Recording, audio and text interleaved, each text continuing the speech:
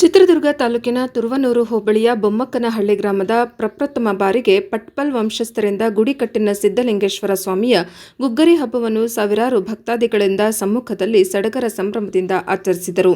ಭಾನುವಾರ ಬೆಳಗ್ಗೆ 10 ಗಂಟೆಗೆ ದೇವರು ಬೊಮ್ಮಕ್ಕನಹಳ್ಳಿಯಿಂದ ನಾಯಕನಹಟ್ಟಿ ದೊಡ್ಡ ಕೆರೆಗೆ ಗಂಗೆ ಪೂಜೆಗೆ ತೆರಳಿದರು ಮತ್ತು ದೇವರಿಗೆ ಮುಡುಪು ಕಾಣಿಕೆ ಒಪ್ಪಿಸಿದರು. ಗುಡಿಕಟ್ಟಿನ ಅಣ್ಣ ತಮ್ಮಂದಿರ ಮತ್ತು ಹೆಣ್ಣು ಮಕ್ಕಳಿಂದ ಕಾಸು ಹಿಡಿಯುವ ಕಾರ್ಯಕ್ರಮ ಹಮ್ಮಿಕೊಂಡಿತ್ತು. ಗುಂತುಕೋಲಮ್ಮನಹಳ್ಳಿಗಿಂತ ಹಿರಿಯ ಕಿರಿಯ ಪೂಜಾರಿ ಇವರುಗಳಿಂದ ಕಾಸು ಮೀಸಲು ಬೊಮ್ಮಕ್ಕನಹಳ್ಳಿ ತರುವುದರ ಮೂಲಕ ಅಣ್ಣ ತಮ್ಮಂದಿರು ಕಾಸು ಮೀಸಲು ಒಪ್ಪಿಸಿದರು. ಸರ್ಕಾರಿ ಪ್ರಾಥಮಿಕ ಶಾಲೆ ಶಿಕ್ಷಕ ಉಮೇಶ್ ಮಾತನಾಡಿ, ಸಿದ್ದಲಿಂಗೇಶ್ವರ ಗುಡಿಕಟ್ಟೆಯ ಗುಗ್ಗರಿ ಹಬ್ಬವನ್ನು ಅದ್ದೂರಿಯಾಗಿ ಆಚರಿಸುತ್ತೇವೆ ಎಂದರು. ಸುಮಾರು ಈ ಗ್ರಾಮದಲ್ಲಿ ಗುಡಿಕಟ್ಟೆಗೆ ಸೇರಿರತಕ್ಕಂಥ 700 ಹೆಚ್ಚು ಮನೆಗಳಿವೆ. ಈ ಗ್ರಾಮದಲ್ಲಿ ಮೊದಲು ಹಳೆಯ ದೇವಸ್ಥಾನವಿತ್ತು ಹಾಗೂ ದೇವಸ್ಥಾನವನ್ನು 1 ಕೋಟಿ ವೆಚ್ಚದಲ್ಲಿ ಅಣ್ಣ ತಮ್ಮಂದಿರು ಅಕ್ಕ ತಂಗಿಯರು ದಾನಿಗಳಿಂದ ಹಾಗೂ ಯಜಮಾನರು ದೇವಸ್ಥಾನವನ್ನು ಮಾಡಿದ್ದೇವೆ ಎಂದು ಪ್ರಜಾಪವರ್ ಟಿವಿಗೆ ಇವರು ತಿಳಿಸಿದರು. ಈ ಸಂದರ್ಭದಲ್ಲಿ ಗುಂತಕೋಲಮ್ಮನಹಳ್ಳಿ ಗ್ರಾಮದ ಗ್ರಾಮಸ್ಥರು ಮತ್ತು ಬೊಮ್ಮಕ್ಕನಹಳ್ಳಿ ಗ್ರಾಮಸ್ಥರು ವಿವಿಧ ಹಳ್ಳಿಗಳಿಂದ ಬಂದಂತಹ ಭಕ್ತಾದಿಗಳು ದೇವರ ದರ್ಶನ ಪಡೆದುಕೊಂಡರು.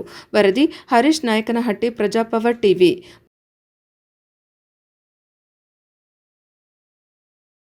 ಒಂದು ಹಿಡ್ಕೊಂಡ್ಬಿಟ್ರೆ ಅದು ಬಗೆಹರಿಯವರೆಗೂ ಬಿಡಲ್ಲ ಅಂತ ನಮ್ಮ ಮಂತ್ಯಂದವರು. ಅದನ್ನೇ ಕನ್ನಡದಲ್ಲಿ ನಾವು ಪಟ್ಟು ಅಂತ ಕರಿತೀವಿ. ಪಟ್ಟು ಬಿಗಿಯಾಗಿ ಹಿಡಿತಕ್ಕಂಥದ್ದು ಯಾವುದೇ ವಿಷಯ ಮತ್ತು ಏನಾದ್ರು ಬಂದರೆ ಅದು ಪಟ್ಟುಪಲ್ಲ ವಂಶದ ಹಿನ್ನೆಲೆ. ಮತ್ತು ಗುಂಡು ಬೋರವ ಅನ್ನುವಂಥದ್ದು ಕೂಡ ಯಾಕೆ ಬಂತು ಅಂತಂದರೆ, ಈ ದೇವರಿಗೆ ನಮ್ಮ ಗ್ರಾಮೀಣ ಭಾಷೆಯಲ್ಲಿ ಲಿಂಗವನ್ನು ಅವರು ಗುಂಡು ಅಂತ ತಿಳ್ಕೊಂಡ್ಬಿಟ್ಟಾರೆ.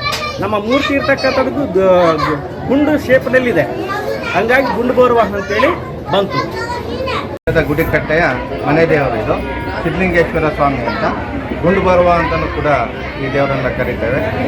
ಸುಮಾರು ಈ ಒಂದು ಊರಿನಲ್ಲಿ ಈ ಗುಡಿಕಟ್ಟಿಗೆ ಸೇರಿರ್ತಕ್ಕಂಥದ್ದು 700ಕ್ಕೂ ಹೆಚ್ಚು ಮನೆಗಳು ಇಲ್ಲಿ ಬರ್ತವೆ.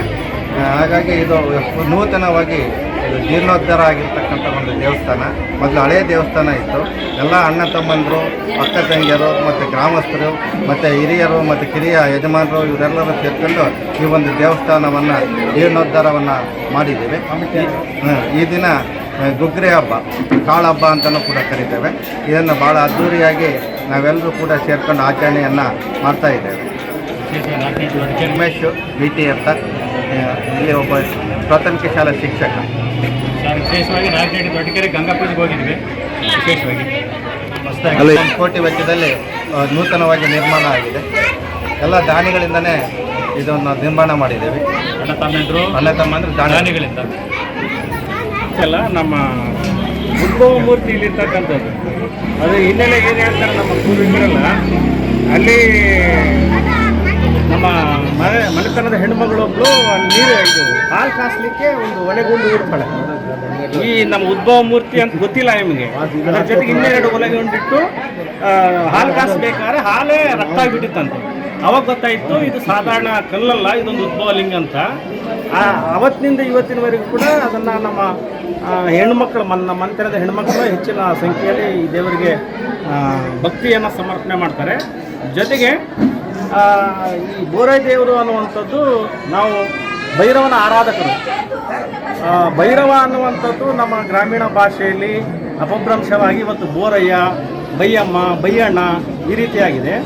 ಜೊತೆಗೆ ನಮ್ಮ ನುಗ್ಗುಮಲೆ ಸಿದ್ದೇಶ್ವರ ಕಾಲಭೈರವ ಅಂತ ಕರಿತೀವಲ್ಲ, ಆ ಕಾಲಭೈರವನ ಆರಾಧನೆಗೆ ನಮ್ಮ ಈ ಗುಂಡು ಬೋರುವ ಸಿದ್ದಲಿಂಗ ಸ್ವಾಮಿ ಆರಾಧನೆಗೆ ಸಾಮ್ಯತೆ ಇದೆ. ಮತ್ತು ನಮ್ಮ ಕಳೆದ ವರ್ಷ ಈ ನೂತನ ದೇವಸ್ಥಾನದ ಉದ್ಘಾಟನೆ ಸಂದರ್ಭದಲ್ಲಿ ಮತ್ತು ಪಟ್ಟದ ಪೂಜಾರಿಯನ್ನು ನೇಮಿಸುವಂಥ ಸಂದರ್ಭದಲ್ಲಿ ಕೂಡ ಮೊಳಕಾಲ್ಮೂರು ತಾಲೂಕಿನಲ್ಲಿರ್ತಕ್ಕಂಥ ನುಗ್ಗುಮಲೆ ಸಿದ್ದೇಶ್ವರ ಬೆಟ್ಟಕ್ಕೆ ಹೋಗಿ ಅಲ್ಲಿ ಪಟ್ಟವನ್ನು ಕಟ್ಕೊಂಡು ಬಂದಿರತಕ್ಕಂಥದ್ದು.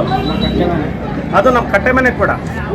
ನಮಗೆ ಸುಮಾರು ಕೋನಸಾಗರ, ಈ ಕಡೆ ಬ್ಯಾಲಾಳು, ಗೊಲ್ರಳ್ಳಿ, ಕಾತ್ರಕಟ್ಟೆ, ಕೋಲಮ್ಮನಹಳ್ಳಿ, ಬೆಳಗಟ್ಟ, ಆಯ್ಕಲ್ಲು, ಈ ಬೊಮ್ಮಕ್ಕನಹಳ್ಳಿ ಸೇರಿದಂತೆ ಜಗನಾರೆಟ್ಟಿ, ನಾಯಕನಹಟ್ಟಿ, ಮಾದೇಪುರ ಮತ್ತು ಮುಸ್ತೂರು, ತುರ್ನೂರು, ಸುಮಾರು ಒಂದು 50-60 ಹಳ್ಳಿಗಳಲ್ಲಿ ನಮ್ಮ ಮನೆತನಕ್ಕೆ ಸೇರಿರ್ತಕ್ಕಂಥ ಭಕ್ತರಿದ್ದಾರೆ.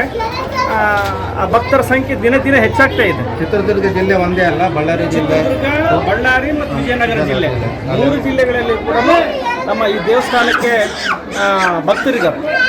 ಇದು ನಮ್ಮ ದೇವಸ್ಥಾನದ ಒಂದು ಸಂಕ್ಷಿಪ್ತ ಮಾಹಿತಿ. ನಮ್ಮದು ವ್ಯಾಸಋಷಿ ಸಂತತಿ ಅಂತ ಹೇಳ್ತಾರೆ ಸರ್. ವ್ಯಾಸಋಷಿ ಸಂತತಿ ನಮ್ಮ ಪಟ್ಪಲ್ ವಂಶಸ್ಥರು. ನಮ್ಮ ಪಟ್ಪಲ್ ವಂಶಸ್ಥರು ವ್ಯಾಸಋಷಿ ಸಂತತಿ ಅಂತೇಳಿ ನಮ್ಮ ವ್ಯಾಸಋಷಿ ಏನಿದ್ರು ಅವ್ರ ಸಂತತಿಯಿಂದ ಬಂದಿರತಕ್ಕಂಥದ್ದು ಈ ಮೂಲ ಬುಡಕಟ್ಟು ಜನಾಂಗದ್ದು ನಮ್ಮ ಸಂತತಿ ಅಂತ ಹೇಳ್ತಾರೆ. ಮತ್ತು ಕೊಟ್ಪಲ್ಲು ಅನ್ನುವಂಥದ್ದು ಹಿನ್ನೆಲೆ ಏನಂತಂದರೆ